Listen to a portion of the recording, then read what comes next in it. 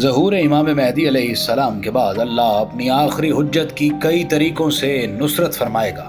امام جعفر صادق علیہ السلام فرماتے ہیں اللہ امام قائم کی 310 سے کچھ زیادہ اصحاب کے ذریعے مدد فرمائے گا۔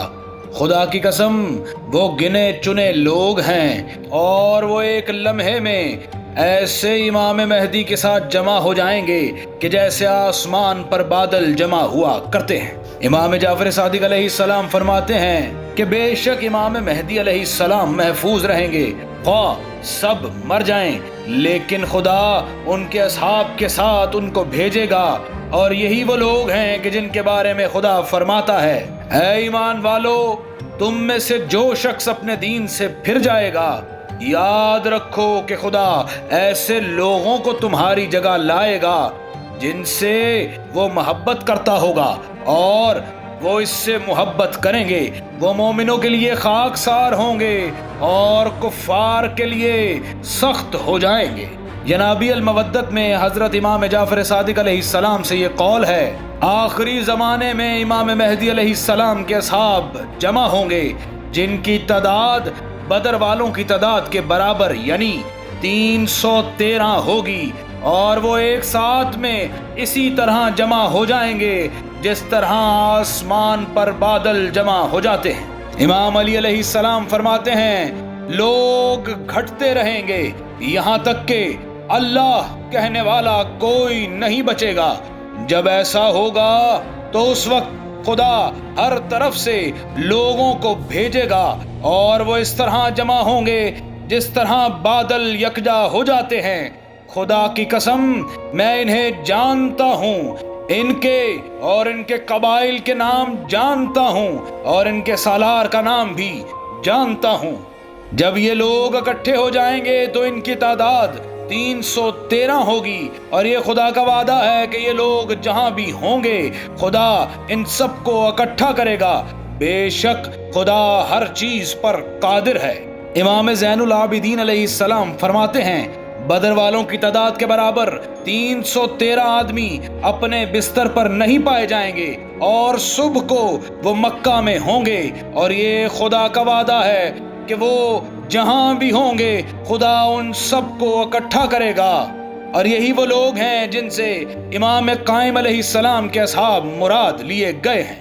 سامعین گرامی قدر صرف یہی نہیں بلکہ اللہ امام مہدی علیہ السلام کی نصرت کے لیے حضرت عیسیٰ علیہ السلام کو بھی آسمان سے بھیجے گا۔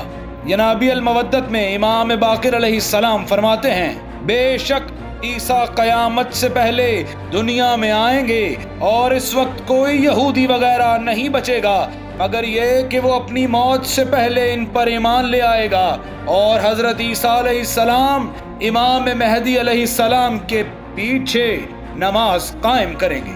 تذکرۃ الخوائص میں ہے کہ حضرت امام مہدی علیہ السلام اور حضرت عیسیٰ علیہ السلام ایک جگہ جمع ہو جائیں گے، نماز کا وقت ہو جائے گا تو مہدی علیہ السلام عیسیٰ علیہ السلام سے فرمائیں گے کہ آگے بڑھیے، تو عیسیٰ فرمائیں گے نماز کے لیے آپ اولا ہیں۔ چنانچہ عیسیٰ علیہ السلام ایک امتی کی حیثیت سے آپ کی اقتداء میں نماز قائم کریں گے۔ صحیح مسلم میں رسول اکرم صلی اللہ علیہ وآلہ وسلم فرماتے ہیں میری قوم کا ایک گروہ پاکیزگی کی حالت میں قیامت تک حق کے لیے جنگ کرتا رہے گا۔ پھر فرمانے لگے پھر عیسیٰ ابن مریم نازل ہوں گے، ان کا سردار اور امیر یہ کہے گا تشریف لائیے، ہم کو نماز پڑھائیے، تو وہ کہیں گے تمہارے بعض افراد دوسروں کے لیے امیر ہیں، اس امت کو خدا نے سرفراز کیا ہے۔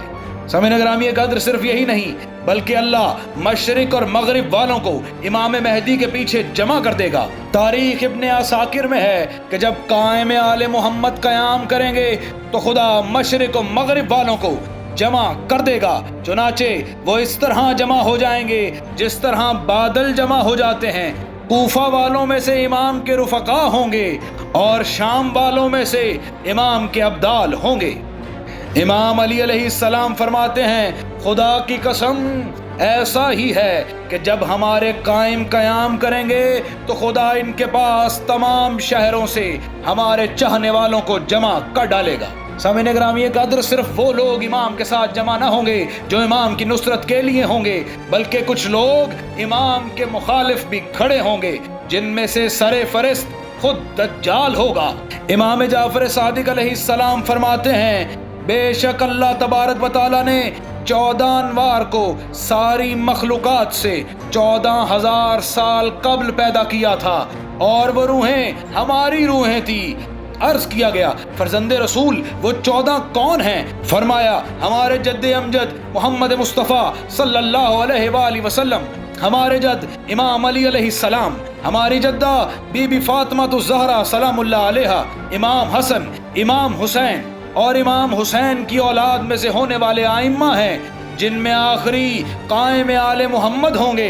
वो अपनी गैबत के बाद क़याम करेंगे और दज्जाल को कत्ल कर डालेंगे और ज़मीन को हर किस्म के जुल्म जौर से पाक कर डालेंगे। रसूल अकरम सल्लल्लाहु अलैहि वसल्लम से इमाम अली अलैहिस्सलाम ये रवायत पेश करते हैं कि दज्जाल खरूज करेगा और इसके बाद औसाफ ये होंगे कि वो खुदा होने का दावा करेगा और इस जिक्र को आम करेगा।